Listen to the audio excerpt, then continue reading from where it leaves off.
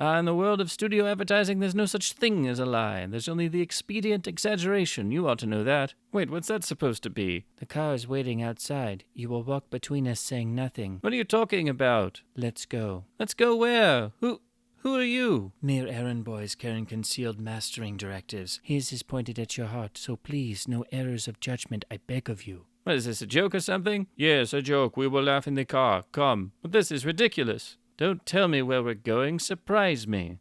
You know, I left some friends back there in the studio vault. They're going to think that I'm awfully rude. I mean, couldn't we stop off at our forum for a moment so that I could explain that I'm being, mastered? Well, that is what's happening, isn't it? Locked? Good evening. Not what I expected. A little taller.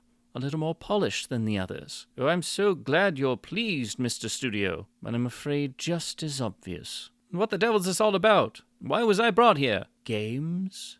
Must we? Not that I mind a case of abduction, but I have a film on UHD for this evening. A film I was looking forward to. And I get unreasonable about things like that. With such expert play acting, you make this very room a theater. Now, shall we get down to business? I'm all for that. Simply, I'd like you to tell me how much you know of our mastering arrangements and how you've come by this information. I don't expect to get this for nothing. Of course not. Don't misunderstand. I don't expect you to fall in with this suggestion. But the least I can do is afford you the opportunity of surviving the video master. What the devil is that supposed to mean? Why don't you surprise me and say yes? I've already told you. We know where you're headed for. I know where I'm headed. I'm headed for the home theater in my house, and I think I'd better get going. Studio, you're making a serious mistake. This is not going to lead to a very happy conclusion, Mr. Crusader. I do wish you'd reconsider. There's very little sense in maintaining that you're deceiving us any more than we're deceiving you. It's getting late. I have guests. Do you intend to cooperate with us? I'd like a simple yes or no. A simple no. For the simple reason I simply don't know what you're talking about. Give Mr. Crusader a mastering, Leonard. A pleasant journey, sir. Bright HDR10? Bad encoding? Scrubbed audio? Managed film grain? Nothing. I'll take a quick ride back to town. Oh, that has been arranged. But first, a libation. Overbright standardized HDR10. You take it. I've had enough stimulation for one day. It'll be easier if you take this yourself. Otherwise, it'll be necessary for us to insist. Cheers. We'll get them. We'll get them. We'll throw the book at them. Video assault and a kidnapping. Assault with a bright HDR and an Encode and an Atmos remix. We'll get them. You'll be alright after a good night's sleep. We got a nice cell all made up. I don't want a cell. I want a video policeman. No, Mother, I have not been drinking. No, these two men, they poured a whole bad video mastering into me. No, they didn't give me an HDR chaser, no. Stick out your tongue and say, ah. You better move back. Ah. Have you been mastering? Doctor, I am video gassed. What were you mastering? Well, HDR10. See, these studio fellas, they... How much would you say you mastered? What did you say? How much would you say that you mastered? About this much. It is my opinion that you are definitely video intoxicated. No question about it. I am now going to ask your permission to draw audio. How disgusting. We were so worried about you. Did you get home all right? Oh, of course you did. Let me look at you. Oh, a little HDR-eyed, but aren't we all? It was a dull studio label UHD. You didn't miss a thing. Has he gotten into trouble? He was picked up last night driving under the influence of bad mastering and, incidentally, in a defective UHD player. Defective UHD player? Belonging to Panasonic of the USA division. You said you were going to call a cab. You didn't borrow Laura's UB820. No, I didn't borrow Laura's UB820. You mean you're not going to do any more about this? Pay the $2. You gentlemen aren't really trying to kill films, are you? Well, I can't go to the foreign police, at least not yet. You saw the press releases. The UHD's got perfect reviews everywhere. It has a form of the original mono mix and a lossless codec, and I don't have all my research together. I wouldn't have a chance. And I won't have until I find the actual mastering engineer who obviously knows what all this is about. Don't you think it's time we were introduced? I'm the 4K UHD. I'm 4K and HDR10 only. Now you know everything. Tell me, why are you so good to me? Shall I manage your HDR, film grain, and audio with a bad encode and tell you why? You're very clever with words. You can probably make them do anything for you. Sell people masters they don't need. Make fans who don't know Warner tomfoolery fall in love with screwy UHDs. I'm beginning to think I'm underpaid. No, Carr. Mr. Warner said bus. He wants to be sure you're alone. All right. What'll I do when I get there? Just wait beside the road. He'll be there at 3:30. Well, how will I know him? He'll know you. Hi. Hot day. Seen worse. Are you supposed to be meeting someone here? Waiting for the bus. Due any minute. Oh, some of them studios get rich if they keep cutting corners long enough. Yeah. And, then your name isn't Warner? Can't say it is, because it ain't. Here she comes. Right on time. That's funny. What? That studio's managing film grain where there ain't no film grain.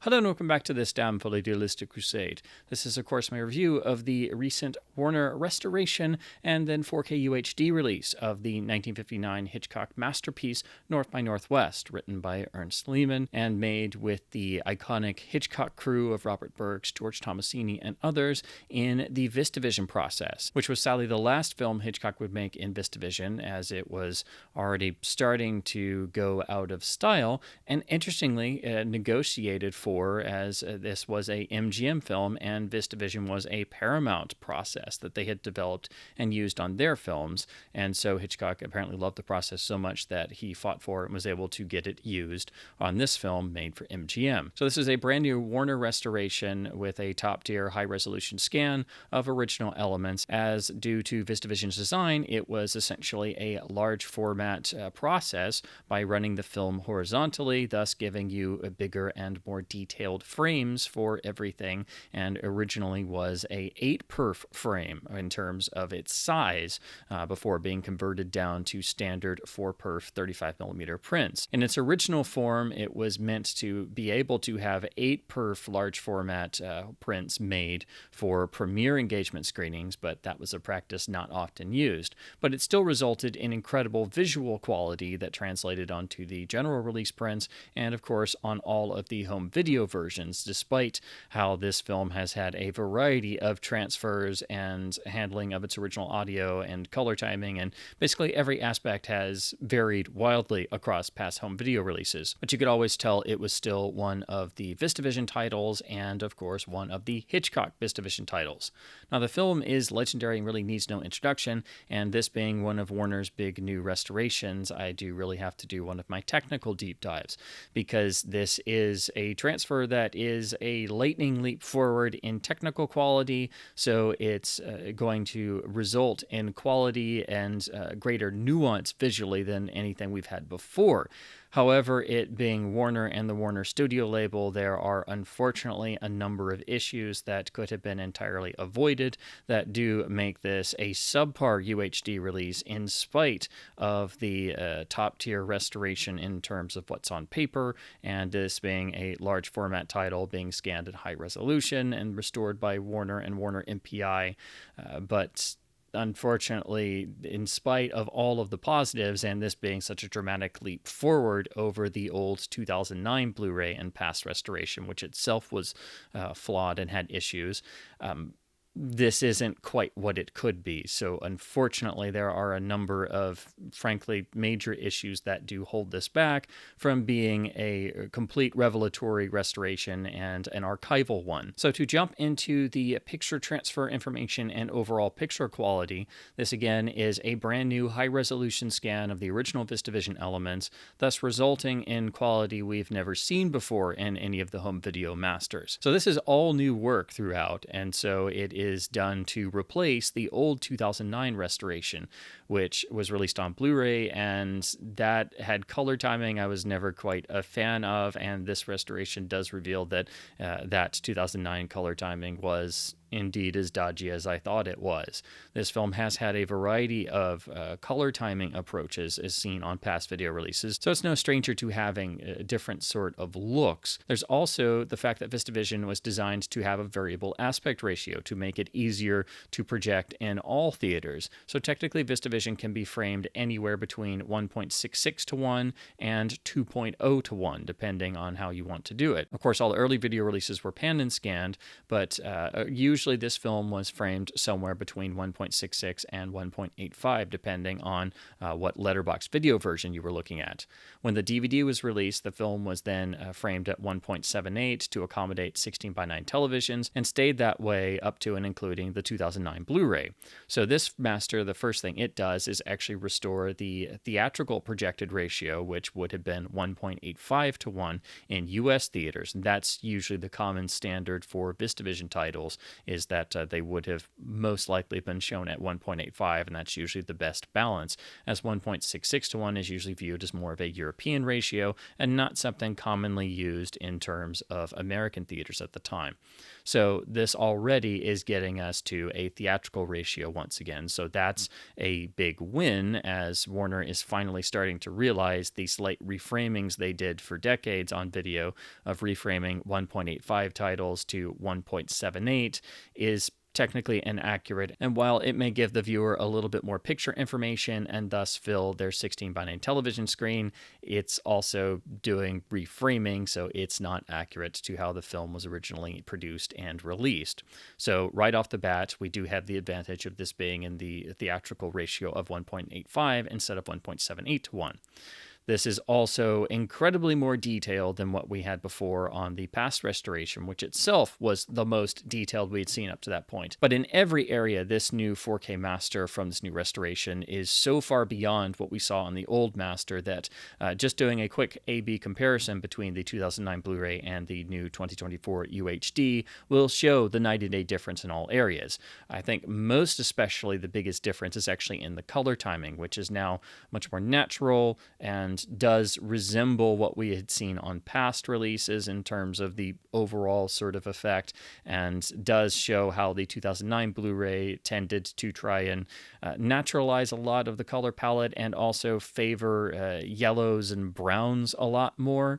And then, of course, before that, the DVD master that was prepared by Lowry Digital unfortunately really pushed magenta to the point that there was a pinkish magenta hint that ran throughout that whole master, and unfortunately the film was stuck that way for a great number of years. So there are color timings that do sort of get stuck on this film for various reasons, and I think this new master does thankfully undo a lot of that. I think they did a very good job on the overall color timing, and it does feel appropriate to how I always envisioned this film in terms of what I would expect a 1959 VistaVision film to look like. But of course, one's experience is limited because we don't have the reference materials or any vintage prints they may have looked at in doing the color timing. But to my eyes, I think this is the most balanced color timing that we've seen on this film so far, and I actually think it's the biggest improvement over the 2009 Blu-ray, which again, I was never a fan of its color approach, and that did sort of follow in the wake of Warner's color timing being dodgy on other masters of that era, especially how they color timed the Searchers on the 2006 master, which was overly yellow, and then that was very hastily tweaked for the 2006 Blu-ray, and then that was left as is until the recent Warner Archive UHD. So again, I think the biggest single improvement in terms of the overall picture quality of North by Northwest here is the color timing being, I think, about as good as it can be. However, the issue then becomes how the HDR is handled. This being a Warner Studio disc, it is unfortunately HDR10 only, as the Warner Studio label doesn't like to pay for Dolby Vision, which is more nuanced. And Warner's HDR on catalog titles is unfortunately very hit or miss. It's never quite as nuanced and carefully applied as I would like to see. So frequently I do get the impression in moments that there are elements, especially in the highlights of certain shots, where certain elements are now suddenly a bit brighter or brighter than anything else in the scene, and thus it does start to detract from the viewing experience and does not agree with the original composition. Of course, we've never had this problem before in the world of standard dynamic range, but here on North by Northwest, I do feel that the HDR is overdone in some areas. It's not wall-to-wall as you would see in the worst examples, which we sort of nicknamed the Sony light cannon effect, as their early UHDs and HDR masters made you feel like you needed to put on a pair of sunglasses to view a film. But there are moments throughout this transfer that unfortunately have elements that are too bright, whether it's shirt collars of suits, elements of light in the frame, such as light reflecting off of metallic surfaces, or car headlights, or in some instances, the whites or light gleaming off of people's eyes, or even things you wouldn't think of, such as, of course, fireplaces or desk lamps. Any sort of reflection or light within a scene now can have that unfortunate sort of slight pop-out effect where suddenly it becomes a focus in a shot that was not intended.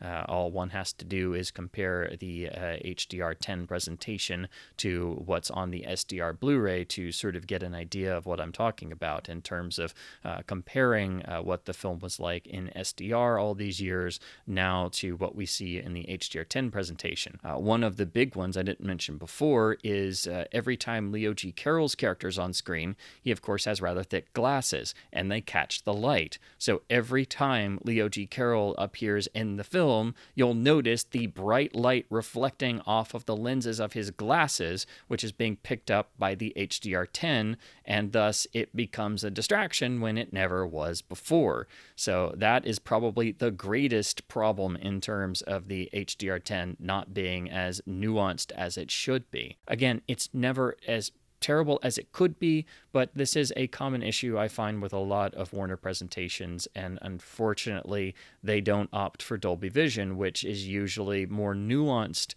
in how it handles HDR versus standard HDR10. So had they gone for Dolby Vision, I think this would have been mitigated at least to an extent, but still, this is a common issue I have with Warner catalog UHDs, and unfortunately, I do think it does distract from the experience, and of course, means this isn't quite an archival presentation. You're not quite seeing the image as originally intended, because HDR itself is a revisionist process when you're applying it to a catalog film that was made on an analog film process and obviously not designed for high dynamic range. So unfortunately, I think once again, this is a Warner restoration and catalog UHD that suffers from HDR that hasn't been as cautiously applied as I would have liked to have seen it. Then another aspect of the actual UHD specs itself is that this is yet again a Warner Studio label release that is not very well encoded. North by Northwest is a longer film for a catalog title at about 2 hours and 20 minutes. And of course, it's a large format VistaVision title. So one would think that people might consider properly encoding the disc and not ensuring that one of the masterpieces of the Hitchcock canon and one of the greatest films ever made, one of the great VistaVision films, was not sidelined by a bitrate that frequently drops down on a UHD disc into the 50 megabits per second range, then to the 40s, then to the 30s. So unfortunately, this is a Warner Studio label UHD that does not fully maximize the potential of a 4K UHD disc release, and where I like to see films have an average bitrate as you watch along, at the very least in the high 70s to mid 80 megabits per second range, and frankly, I think it needs to be closer to 90 or 100. This is a longer film, and it's a large format film. Obviously, it may not hit levels quite like that, but it's a large format film, so you would think that they would at least try. They did not. And also a good portion of the disc is actually allotted to the extras, which are primarily old standard definition legacy extras. So the fact that a good chunk of the disc is wasted on poor encoding of old standard def legacy supplements, thus taking up space from the feature transfer, is another sign of the poor encoding of this disc. I wish Warner had actually just done what they usually do and just not put any of the extras on the UHD disc, but had they done that, they likely would have just left the space empty, as they frequently do that as well. Poor encoding is unfortunately a continual problem with Warner Studio label UHD releases, and here that does affect the presentation of North by Northwest, as it is a VistaVision film, and a longer one at that, at over 2 hours in length. So there needed to be a consistent high bitrate, because it sort of defeats the purpose of doing a full-scale, intensive, high-resolution restoration if you're going to fumble the ball at the end on the disc encoding. However, this is not the biggest problem in terms of the video presentation, because unfortunately, due to how Warner has handled the film in terms of the restoration and mastering process, this restoration of North by Northwest on UHD exhibits what I term the dreaded frozen grain effect. And it happens throughout the whole transfer, where suddenly you have actual film grain and noise and information sort of lock into place, especially around moving objects or people's heads, is where you almost always see it. And then it will lock into a sort of blob and move around with them. This is pretty much caused by application of digital noise reduction and grain management, as it's usually called now, where it's not as carefully done as it should be, and it's not as nuanced as it should be. So while you may notice certain moments that seem a bit softer or seem like they definitely had some degree of grain management, there are moments throughout the transfer where you have the unfortunate frozen grain side effect, where the grain management was not done with a lot of care.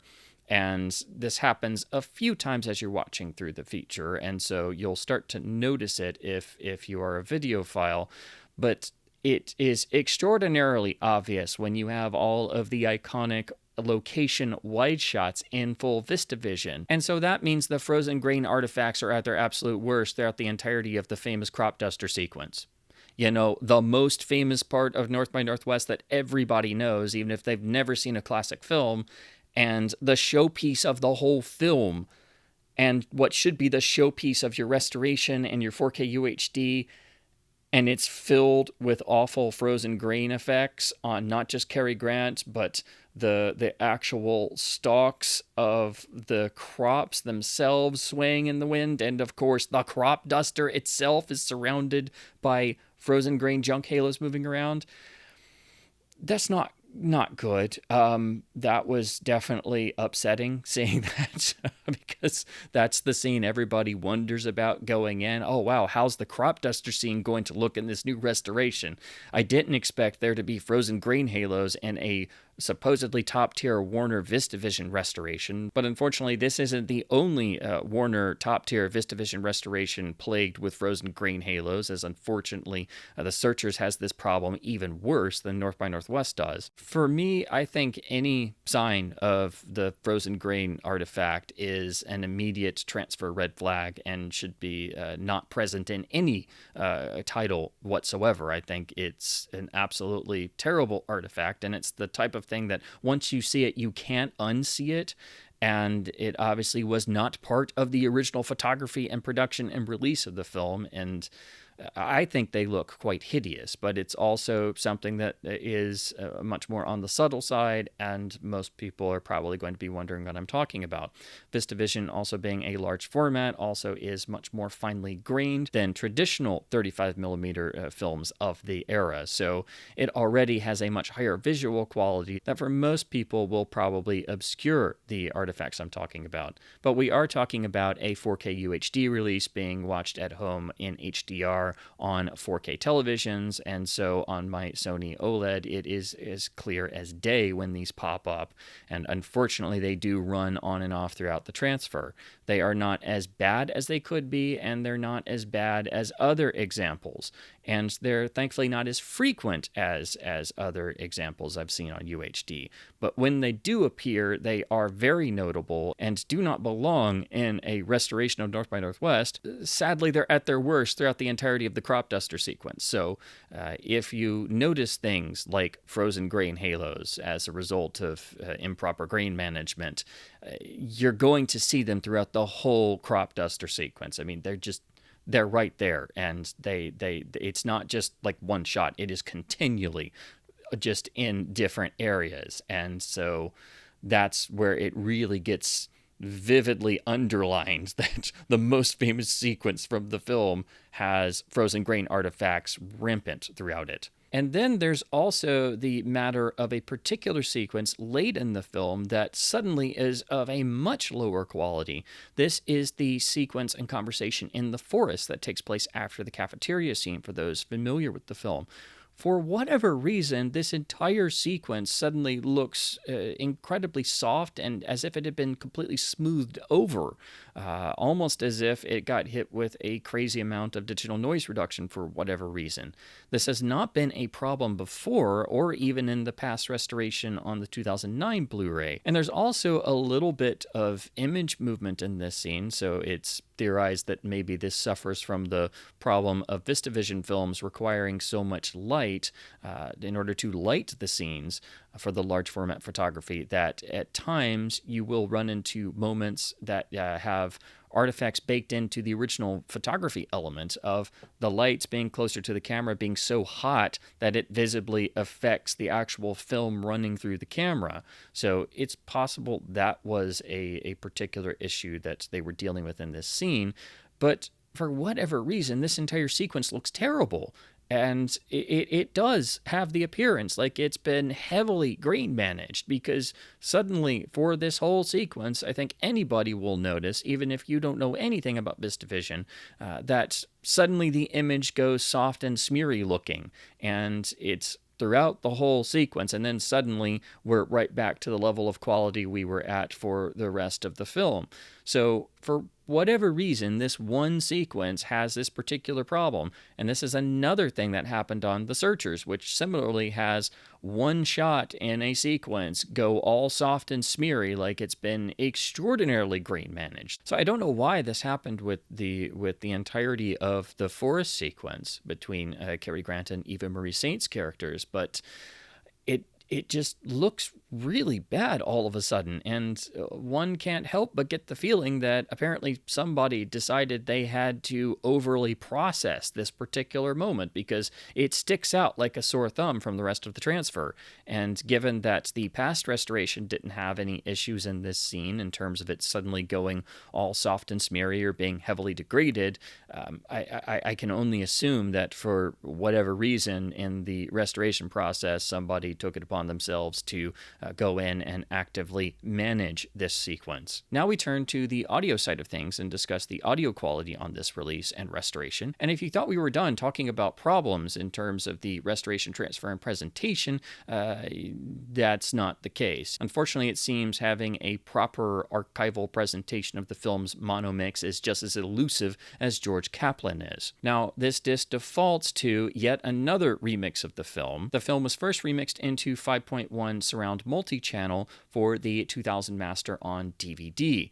This was a very revisionist mix that did add some new sound effects that were unfortunately rather gimmicky, but still limited as they were working from mono stems. And it also upgraded Bernard Herrmann's iconic masterpiece score into full-bodied stereo, but in doing this ran into the traditional remix problem of completely throwing out the balance of the original mix between the levels of dialogue, music, and effects. So the score became ever dominant in the remix, and then along with some bits of panning to move between different channels and adding ambiance in the surrounds and the occasional new sound effect, it really tore apart the original audio design of the original mono mix and was a completely revisionist remix that stands out like a sore thumb when you do finally get to compare it with the original mono mix. But the original mono mix was not available because it was deemed apparently not important enough to include on that DVD. So before this UHD release, the last release to have any form of the original mono for North by Northwest was the 1996 last pre-restoration release on VHS by MGM UA under the Vintage Classics banner.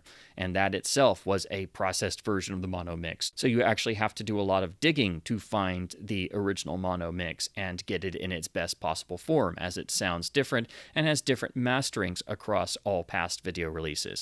But it was not available on any release from 1997 up until this 2024 UHD. So getting any form of it again is just a complete surprise, and another release that indicates Warner's stance on not preserving original audio may finally be changing, as we are starting to see the resurrection of original audio mixes on some of these Warner UHDs.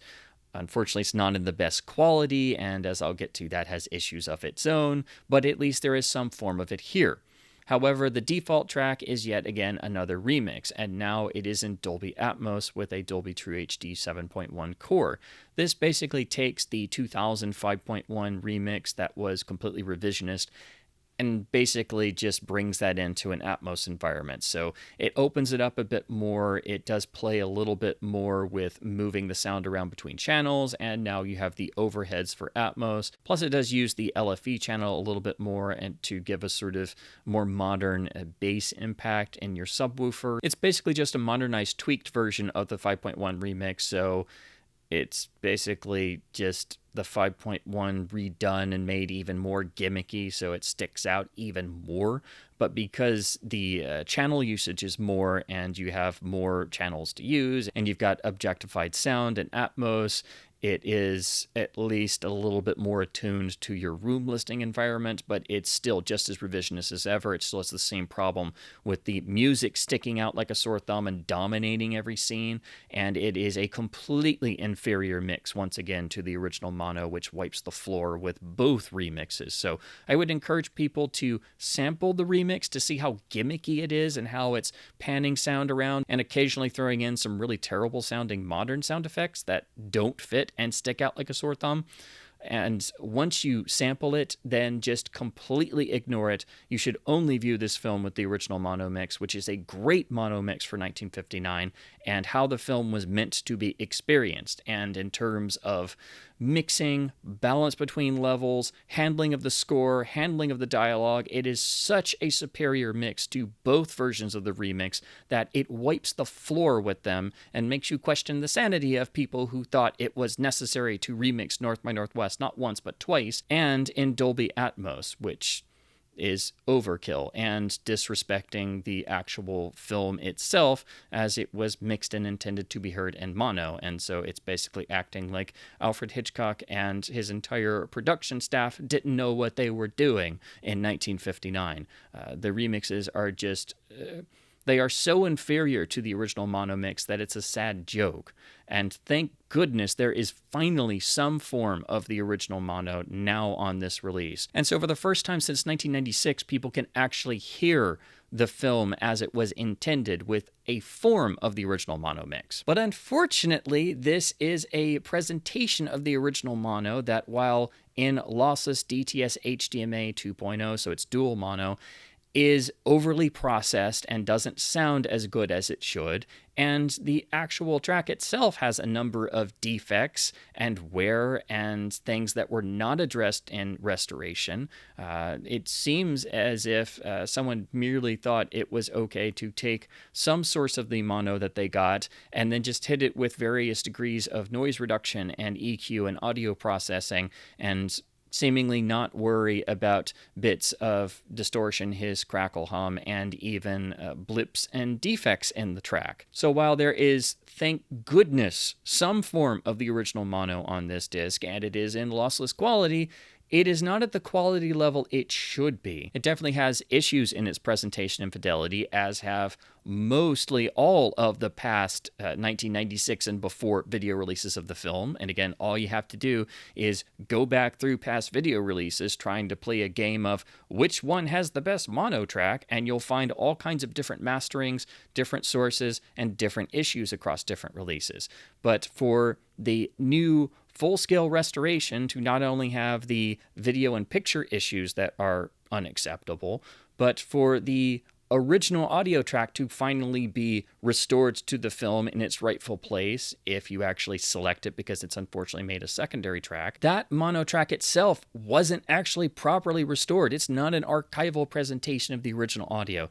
It is full of wear and defects. One of the best examples is one of Cary Grant's one-liners as Roger Thornhill. "I don't like the way Teddy Roosevelt's looking at me," when observing Mount Rushmore, actually has an audible blip in it obscuring one of the words that was not a part of past transfers of the mono mix. So there are clear examples like that throughout this that show that this wasn't a full audio restoration process, but instead what they did was try and just hit it with noise reduction and apply EQ and stuff, so it doesn't sound as full-bodied and as untouched as it should, and thus it doesn't sound as good as past releases. And if you were curious about trying to find the best mono mix presentation of North by Northwest, one of Hitchcock's most iconic masterworks, it's unfortunately a very sad story, because what you have to do is go all the way back to the initial home video master of the film and pick up the 1983 original MGM VHS release here in the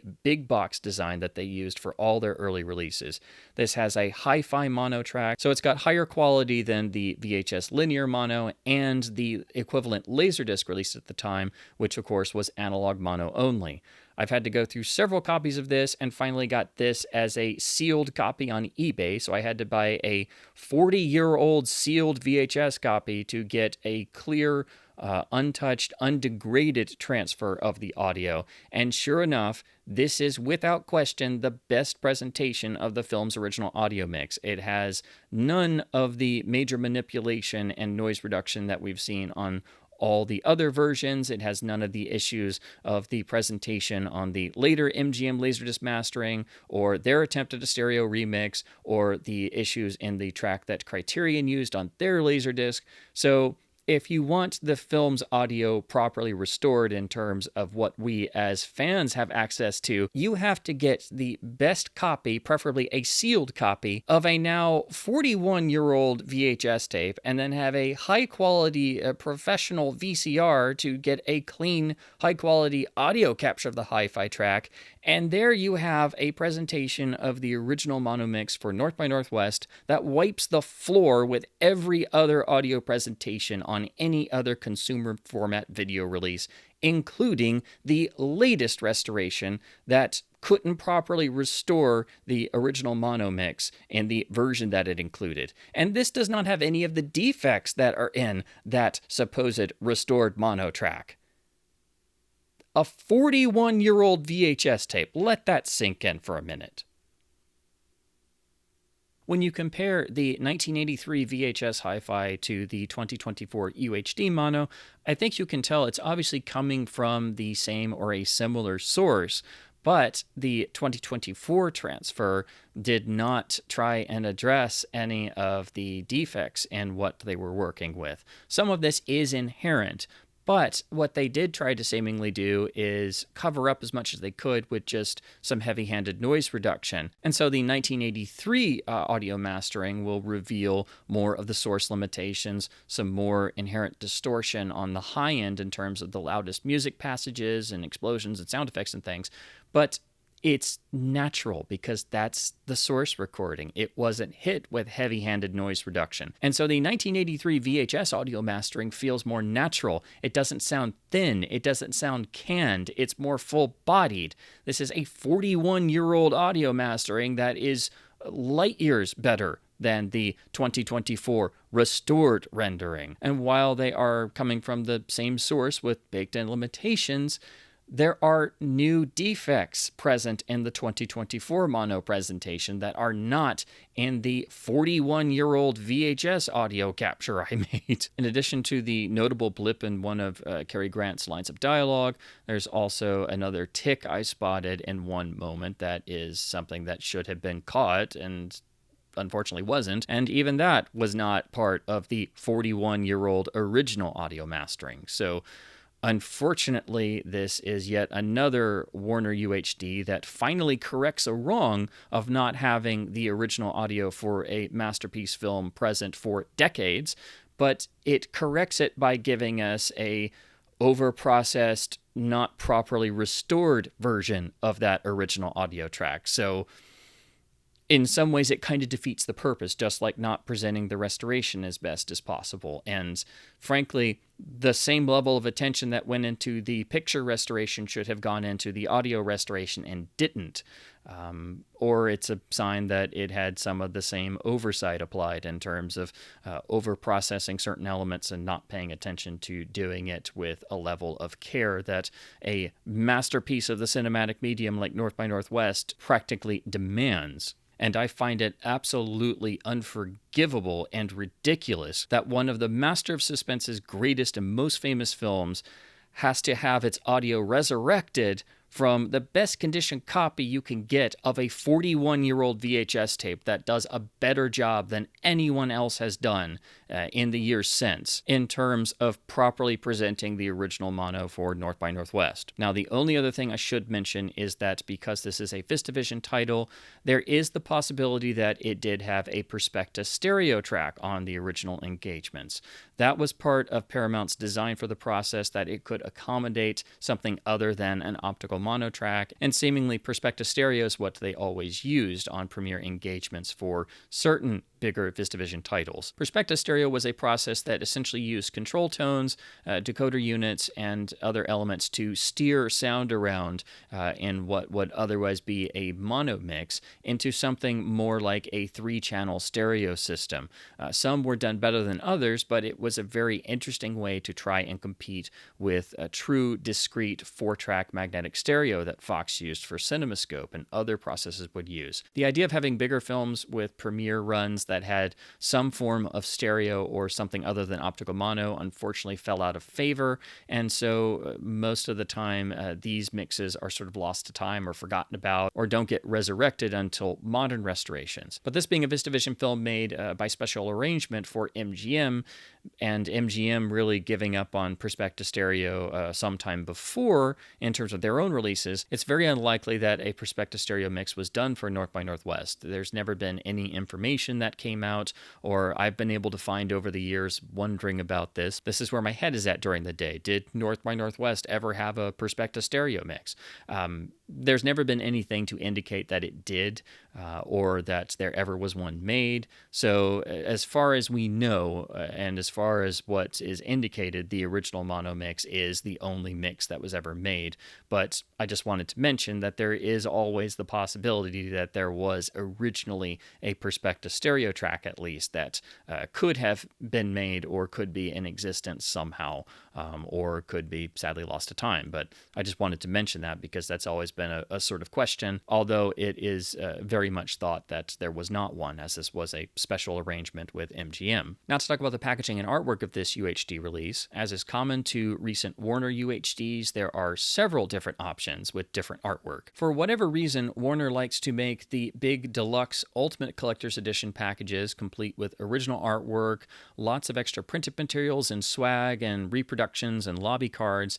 They make those exclusive to the UK market. So if you wondered why some of the most iconic films in the Warner library only get standard releases, it's actually because the deluxe versions, for whatever reason, are only made, manufactured, and sold in the UK. So fans here have to import those at a higher cost to get the full box of swag edition.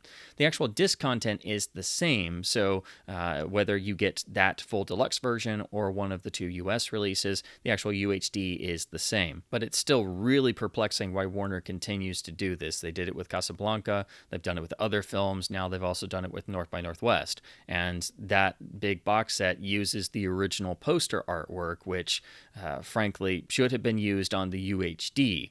However, we did get a Steelbook, which did use a form of the original artwork. And this is something else Warner will do sometimes on the limited Steelbooks that they have at certain retailers. This UHD uses the central key art image from the poster of Cary Grant being shot at and falling. But here on the Steelbook, it puts it on a black background to make it look more eye-catching, I think, and otherwise is generic as it doesn't have any of the other information or any of the other aspects of the original poster. So while this is using some original artwork and does look striking enough on a Steelbook, it's also not quite the original poster and is otherwise rather plain. I myself am not a fan of Steelbooks due to how they cost more and they almost always arrive damaged, and also I'm not a fan of the actual disc hubs inside being harder to deal with, and if the standard release has printed material, it's usually not included in the Steelbook, and this Steelbook itself was significantly more expensive than the standard version, so while I would have liked to have gotten this version to have some form of original poster artwork, I ultimately decided to just go with the standard release because, again, it's the same disc, and it was about 2/3 the cost of the Steelbook edition once you added on the taxes and shipping fees and things, and I didn't really think it was worth it to have a slightly better but still not quite original poster cover. So here we have the standard US release of the Warner UHD, complete with the slipcover that's here on the first pressing. Now, this, of course, like most releases, features Cary Grant running from the crop duster, which is the most iconic part of the film. So, as you see behind me, it pretty much dominates all the different home video releases. So that makes sense. But here, they've also worked in Mount Rushmore, so it looks like Cary is actually running from Mount Rushmore, which is an okay design aesthetic. I see what they were going for here, and it looks good enough. We do have a version of the original title font, which is great, as other releases have tried to modernize it, such as the 2009 Blu-ray. But also, this is rather generic in ways, because as you can see, the background is just a sort of plain white, and in order to cover that up, they've put a spiral motif that just looks slapped on there, and that element really, I think, cheapens the artwork, which otherwise is pretty standardized and very plain. So I don't think this is a very good cover, but for what Warner usually puts out in terms of their catalog UHD releases, it's solid enough, and I don't hate it. So that's why I was okay with just going with the standard release, because at least the artwork was okay. But the big thing for me is this stupid spiral application, which I guess is supposed to imitate the iconic Saul Bass opening titles, but that used straight and intersecting lines, not a spiral. So if you were going to have shapes, it should have been the intersecting and crossing lines, not a spiral. But whoever makes these covers in the Warner department seems to love going for generic things, as usually they're grabbing stills from IMDb, sometimes not even worrying to make sure it's from the actual film, as happened on the Casablanca cover, and they just reek of being generic and sort of slapped together. But for one of these modern Warner covers, this one is at least passable. It is by far not good enough to be the cover for North by Northwest. You would think for a big restoration they would have tried to do something at least a bit more creative, like the 2009 artwork that was brand new compositions and playing around with things and trying to do something different and eye-catching. I've never really liked that cover, but I always appreciated that they tried something with the design. This does not do any of that. We have a simple spine, which nicely does have the original title font, so that does look good on the shelf, and I'm happy that they did that. The rear, I think, looks far better than the front cover, and how it uses images, how the text is slanted to, again, mimic the opening titles. I think that the color and layout is good. So I think in terms of aesthetics and design, I think the rear cover is much better, and as you can see, they, again, carry over that spiral motif, and at least that's consistent, but again, if they were going to have any sort of shape, it should have been the intersecting lines to match the opening titles and not just a random spiral. We have the basic notes about the 4K UHD disc itself, the list of supplements, and then the usual sort of generic Warner layout. Now, this slipcover does have a sort of nice matte finish on it, except for the silver bar with the 4K UHD information on front and back does have the slight reflective effect. So it is a nice slipcover in terms of at least they gave it a little bit of a premium finish. So if you're into slipcovers, at least this does feel a bit nice, even though it is the standard edition and thus cheaper than the limited Steelbook. Remove the slipcover to find the same exact artwork on the case, just now without the reflective quality or the matte finish, which does highlight how that is a part of the slipcover.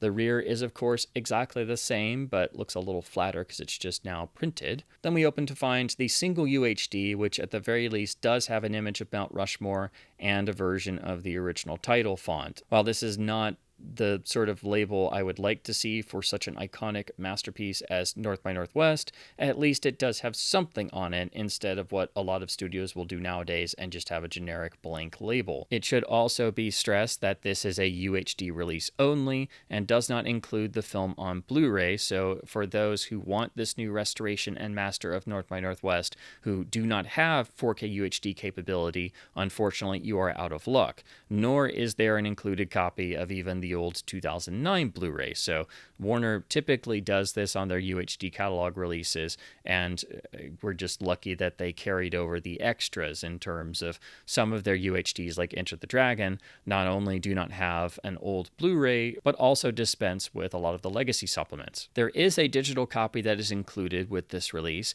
and in the continuing baffling backwards logic of Warner Home Video, they always do their UHDs for the studio label in HDR10, but when you look at the digital streaming version, those are almost always in Dolby Vision. That's completely backwards. Dolby Vision is the superior HDR format, so why would you have that on the inferior streaming option and not the UHD disc, which is the superior quality version? Especially since you went to all of this time to do a big restoration of the film, it really makes no sense to only do the UHD and HDR10, but include a digital copy for a compressed streaming version that actually gets Dolby Vision. I do not understand why Warner does this. They do this time and time again. If you're going to use Dolby Vision, why don't you use it for the UHD disc instead of the streaming, which that would make sense if that was HDR10 only. But Warner's gonna Warner. Now we turn to the supplemental features, and all but one are older legacy extras. Most of these are from the DVD era, with some originating on the 2000 DVD. So of course all of these are in standard definition and have not really been given any TLC, so of course they are going to be very limited in terms of their picture quality and presentation, especially when upscaled on a 4K television. But they've also not been encoded all that well and can have some frame rate issues in addition to noise and other things. So as is common with a lot of these older standard def extras, they can actually look better when viewed on the older disc releases they originated from, even when you're upscaling those. Other pieces were done for the 2009 Blu-ray and are thus in HD, and they look okay, but at times even those don't look the greatest because again, they are essentially just being ported over. And at various times, I do think there are some examples of various of the old legacy supplements even having some frame rate issues, as most were done for video in terms of 29.97 frames per second, as opposed to the now standard 24p. So you always run into some of this stuff in terms of legacy extras being ported over, but usually they just get tossed on without being really looked at. And so again, I think if you want to see these as best as possible, it is nice to hang on to your older release copies to just have them exactly as they were on DVD and Blu-ray. So first is Destination Hitchcock, which is the overall making of North by Northwest. This originated on the 2000 DVD and I think is still the best overall extra about the film, as it is a really great overall view of the entire production and legacy of the film, including interviews with all of the surviving cast and crew that they could talk to. So that has the most insight and is the most comprehensive piece on the film. And it's pretty lengthy too, and was made during the heyday of DVD extras. Also done for that 2000 DVD and ported here is the audio commentary, which was done with screenwriter Ernst Lehman. And this is one of those treasure commentary tracks where while it may not be always the most attention-grabbing or most wall-to-wall discussion tracks you'll hear, it's one of the principal creative forces on the film who was still with us at the time and graciously sat down to record their thoughts and experiences in regards to the film and talk about the whole process from start to end. So Lehman talks with full candor about the film and things he can remember, and talks about Hitchcock and the development process and how they hit upon making the film when originally they were supposed to be preparing The Wreck of the Merry Deer for MGM, and instead were working on this original project that became North by Northwest, and finally had to go to the front office hat in hand and say, well, we actually haven't been doing that, but we have this project and we want to get Cary Grant for it. Do you like that instead? And thankfully, MGM went for it. So this is a truly important commentary for understanding the goal of the film. As Lehman put it, his goal was to out-Hitchcock Hitchcock and make the ultimate Alfred Hitchcock thriller, to sort of one-up or top all of Hitchcock's films up to that point. And that explains the film's sort of self-referential quality. That means it stands unique in the Hitchcock canon for that reason. So it's just one of those commentaries that it's amazing that Lehman was still with us at this time and that they got him to sit down and do a commentary. So it's one of those tracks that's a treasure and should be listened to by anyone who's a fan of the film or interested in learning more about the film or researching its production. It's really one of those great tracks that's a first-hand source, and we have this nice audio recording to return to time and time again, as if you're getting to watch the film along with the screenwriter. Then we have the Master's Touch, Hitchcock's signature style, which was done for the 2009 Blu-ray. This runs about 57 minutes, so just under an hour, and is basically an overview about Hitchcock's technique and his style and his core themes, with the most focus being on North by Northwest. It's a solid enough piece, but of course, if you're a Hitchcock nerd, there's not really any new information. So it's at least well done, and it's pretty lengthy, and it's nice that this was ported over, as this was the MAJOR HD extra prepared for the 2009 Blu-ray. The second extra ported from the Blu-ray is a 25-minute featurette entitled North by Northwest, One for the Ages. This is basically another shorter featurette with some different focuses, and also filled with the usual critic talking head bits, with the focus being on North by Northwest. So we do have both of the HD features from the Blu-ray supplements from 2009 ported over here, and they're both an HD 16:9 1.78 ratio, and of course show the old master clips in that ratio as well. Again, this is just basically more of the same with a slightly different focus, and it's just like an additional featurette to the nearly hour-long one, with there not being a whole lot of new information for us Hitchcock geeks that we didn't already know before. Now, the one new extra, which is surprising because Warner doesn't really do new extras on their UHDs of catalog titles for the most part, is a 23-minute piece entitled North by Northwest, Cinematography, Score, and the Art of the Edit. This is a newly filmed piece for this UHD release in HD resolution that is thankfully highlighting the key importance of three particular figures who don't often get discussed or focused on even by Hitchcock fans. Those are, of course, Hitchcock's longtime collaborators, his cinematographer Robert Burks, his editor George Tomasini, and of course composer Bernard Herrmann. Herrmann of the three is probably the one people will be most familiar with, as for some strange reason both Burks and Tomasini are usually overlooked, and their contributions and the amount of time and films they made with Hitchcock is so massive that when they unfortunately died around the same sort of time period, it forever altered what a Hitchcock film was, and unfortunately even the master of suspense couldn't fully recover creatively from losing his longtime cinematographer and editor. So that's why all of a sudden Hitchcock films after Marnie in 1964 look and feel entirely different because he no longer had his longtime collaborating partners in Robert Burks and George Tomasini. So this is a 23-minute piece where we have various critics and talking head interview pieces interspersed with new clips of the North by Northwest master talking at least to a general degree about the contributions of each of these three individuals and how they are indeed overlooked. So this is really one of the first home video supplements to go into their contributions and this level of detail. And I was really pleased to see this was actually something relatively legitimate. And I'm hoping the more people that see this extra on this new release actually start to think about these people's contributions and how the Master of Suspense wouldn't quite be seen as the Master of Suspense without these three key collaborators. And I was especially pleased to see them talk in at least some level of detail about the crucial importance of Robert Burks and George Tomasini, who are the two criminally underrated names in the entire Hitchcock canon. They are the two most overlooked and invaluable key creative personnel who helped make Hitchcock the master of suspense. They were legends in their own time who never really got the recognition they deserved.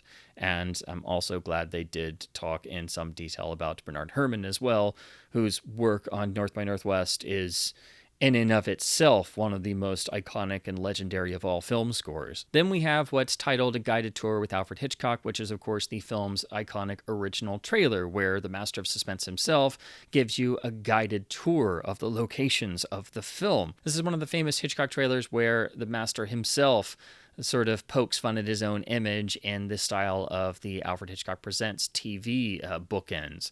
And so it's very important and wonderful that it's included here. However, it has not been restored. This is an old, noisy, standard definition file that is upscaled on this disc, and frankly, I think it's a shame that a iconic trailer like the North by Northwest one was not at least scanned from some sort of 35mm element. I would think that at the very least, famous trailers might get some love and respect, but unfortunately, trailers are always seen as an afterthought. I'm glad it's here, but I really would like to, at the very least, see all of the Hitchcock on camera in the trailer movie trailers actually get a basic HD scan. And if that weren't enough, unfortunately, this also displays some of the jerky frame rate issues as some of the other standard def legacy extras on here. So not only is it standard def and upscaled, it's got frame rate issues, so the motion is kind of jerky, so unfortunately, it doesn't look all that great. Now, unfortunately, you will need to hang on to the 2009 Blu-ray if you want all of the supplements, as this release drops the Cary Grant documentary A Class Apart,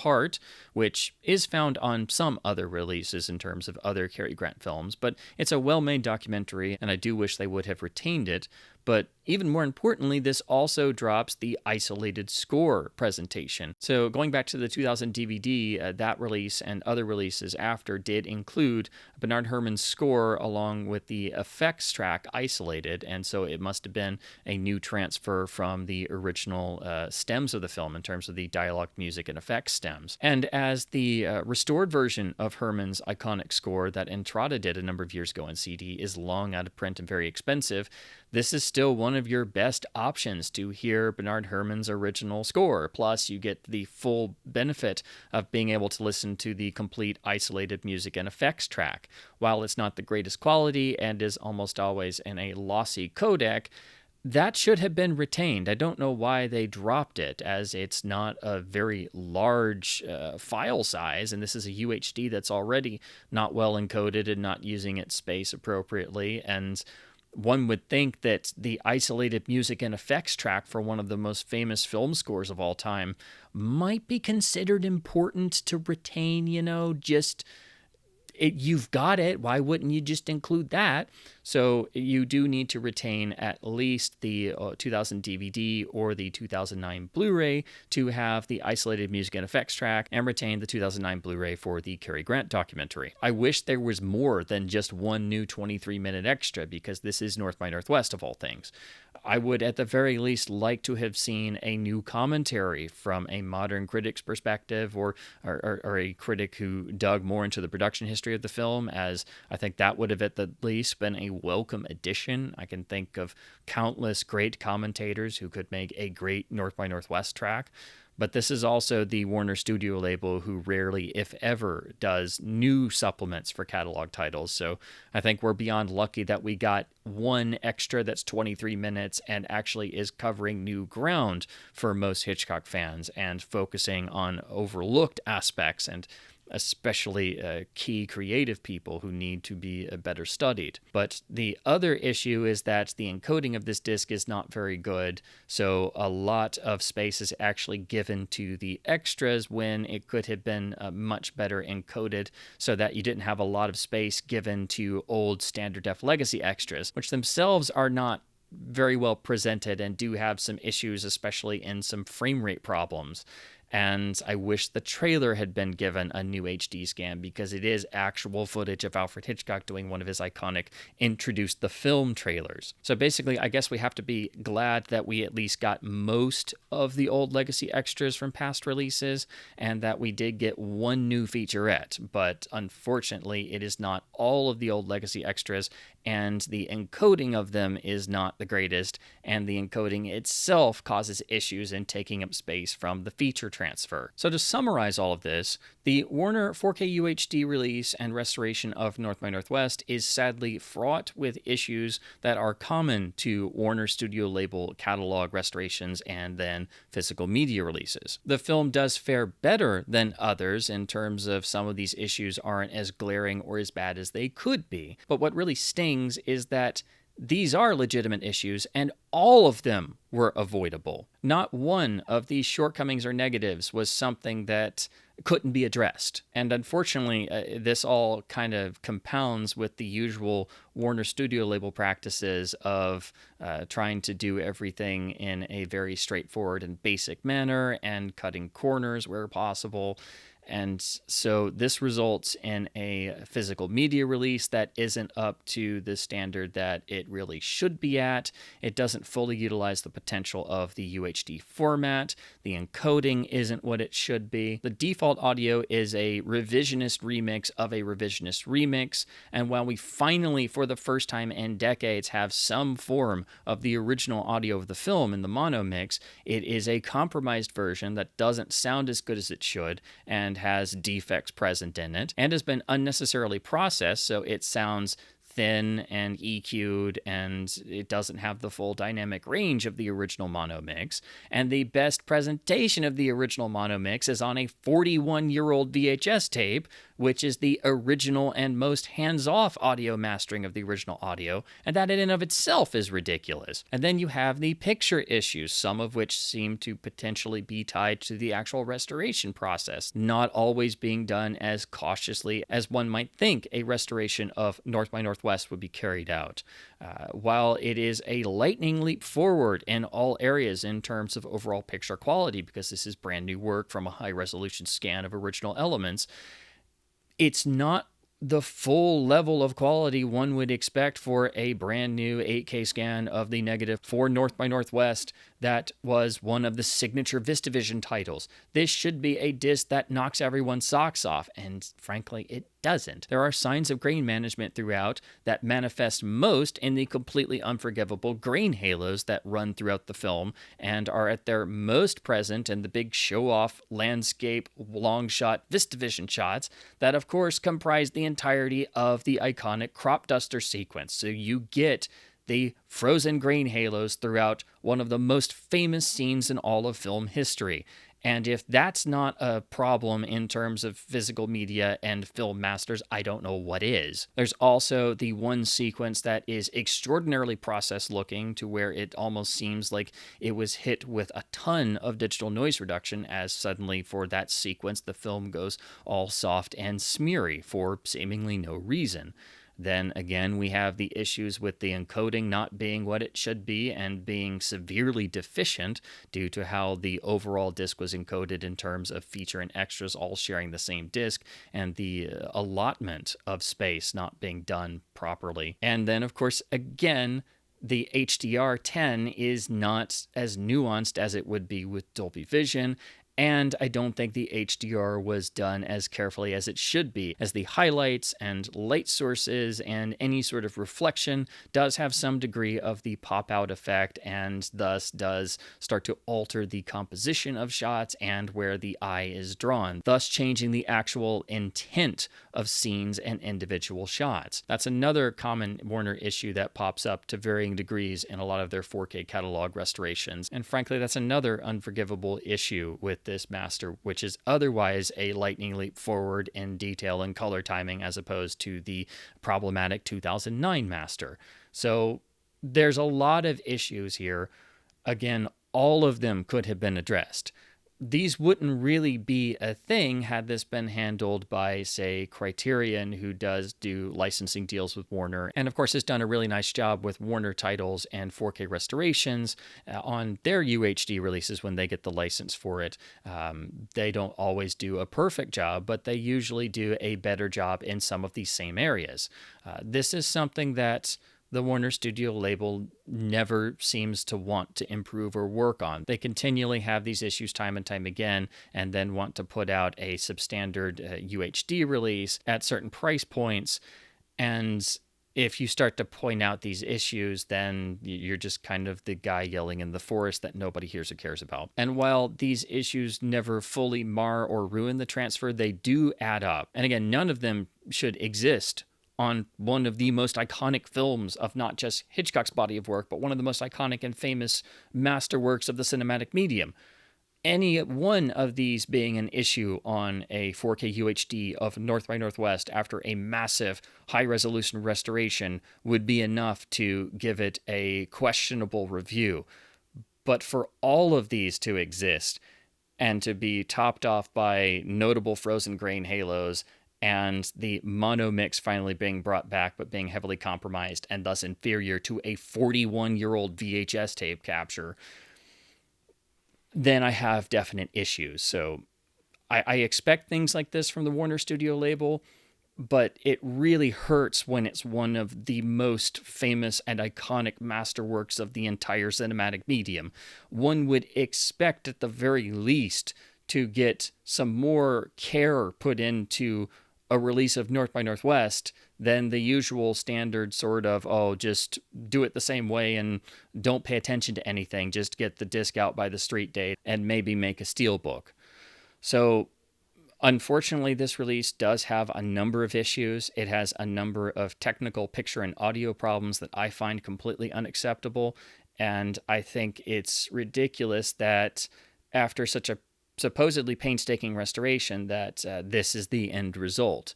At the very least, we should have a mono track that sounds as good as a 41-year-old VHS tape copy. But unfortunately, that's a classic sign of Warner's gonna Warner. So that, the HDR issues, and the frozen grain artifacts are what really mar this disc for me and push it to the level where I have to say that this should be redone.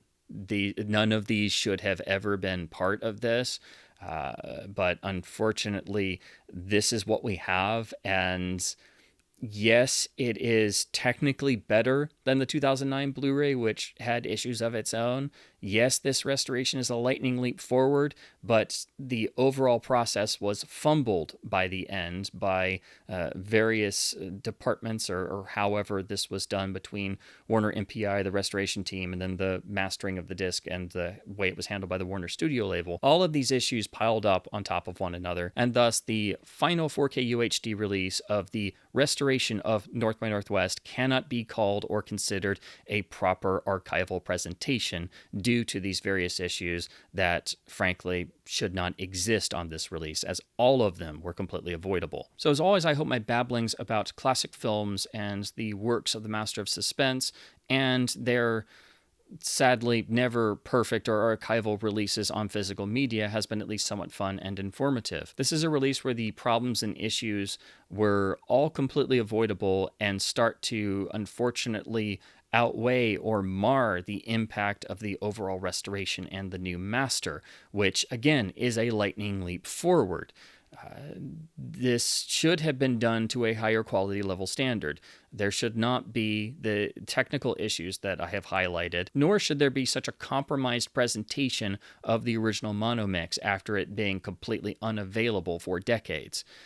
So, unfortunately, this is the sort of common practices we see time and time again from the Warner Studio label, so I'm not really surprised, but I had hoped that such a full-scale restoration of one of the most iconic Hitchcock films, and a VistaVision title as well, would get the utmost royal red carpet treatment on 4K UHD, where it could shine as a new demo disc for the format.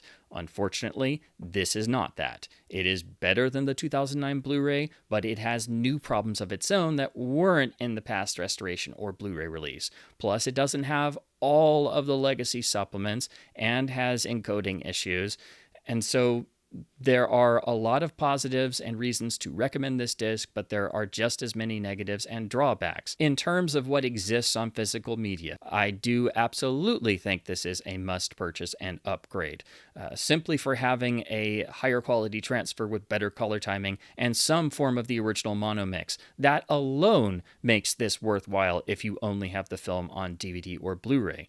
But do keep in mind, it is not at the level it should be. There are various issues baked in, and if you want the best mono mix presentation, you need a 41-year-old VHS tape in as good a quality as you can get, and a high-end professional VCR to get the best audio presentation out of that tape. So I know that's not the sort of positive review this disc has gotten other places, and I know it's not the sort of glowing review any Hitchcock fan would want to hear for a high-profile restoration of one of the master's most famous films, but unfortunately, that is where we stand with the Warner presentation of North by Northwest. So as always, please do keep supporting both studios and boutique labels by buying films on disc, even when they have various completely avoidable issues, such as this release of North by Northwest, because in doing so, you are able to at least better some elements of past releases, and of course, support future restoration efforts along with keeping both physical media and film culture itself alive. And since I'm off to Rapid City, South Dakota,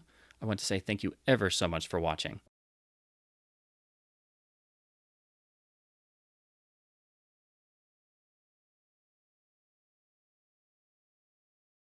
Tell me, how does a UHD like you get to be a UHD like you? Lucky, I guess. Oh, not lucky. Naughty, wicked, up to no good. Ever kill any films? Because I bet you could tease a film to death without half trying. So stop trying, huh? What possessed you to come blundering in here like this? Could it be an overpowering interest in art? Yes, the art of film survival. Well, have you bought any good masterings lately? I didn't realize you were an art collector. I thought you just collected video corpses. I'll bet you paid plenty for this little piece of UHD. She's worth every dollar of it, take it from me. Now she puts her heart into her work. In fact, a whole disc. Sold to Mr. Warner Home Video at $700. Oh, Mr. Warner Home Video. Has anyone ever told you that you overplay your various roles rather severely? First, you're the outraged video review man who claims he's been mistaken for someone else. Then you play the fugitive supposedly trying to clear a film of a crime he knows the studio committed. Now you play the peevish film lover stung by jealousy and betrayal. It seems you fellas could stand less training from the video BI and more from the actor's studio. Apparently the only performance that'll satisfy you is when I play dumb. Your very next role. You'll be quite convincing, I assure you. Good night, UHD. Don't think it wasn't nice to at least see the improved source scan. Number 110 in the catalog. A 4K UHD poorly encoded and gilded with overzealous HDR. Would somebody start the bidding at $750, please? How do we know it's not a fake? It looks like a fake. Well, one thing we know, you're no fake. You're a genuine nerd. Thank you. I wonder if I could respectfully ask the gentleman to get into the spirit of the proceedings. $13. You mean $1,300, sir? No, I mean $13. That's more than it's worth. Sorry, old man. Too bad. Keep trying. Warner's gonna Warner. I'm a video film man, not a red herring. I've got a crappy day job, a broken Panasonic UB820, a mother, 2 student loans, and several bookstores dependent upon me, and I don't intend to disappoint them all by getting myself slightly killed. I don't like the way Warner's looking at me. I may go back to hating you. It was more fun. I don't like the games you play, Warner. Video war is hell, even when it's a streaming one. If you can't lick the markets of this world without asking films to bow down and live on bad masters and never get properly treated, perhaps you ought to learn how to lose a few streaming wars. I'm afraid we're already doing that. Stop! Oh, excuse me. Stop! Stop. You're not taking it on that plane with you? Of course I am. Like our friends, I too believe in neatness. This matter is best disposed of from a great height over secondary sales. The figure they got at the auction is filled with the raw scan. So that's how he's been getting it. This is no good. We're on top of the monument. What do we do? Climb down. We can't. Here they come. We have no choice. Well, if we ever get out of this alive, let's sync the VHS hi-fi to the UHD at least, all right? Is that a proposition? It's a proposal, 4K sweetie. Help me. That wasn't very sporting, using real archival preservation techniques. Here, reach, now. I'm trying. Come on, I've got you. Up. I can't make it. Yes, you can. Come on. Pull harder. Come along. Oh, this is silly. I know, but I'm archival.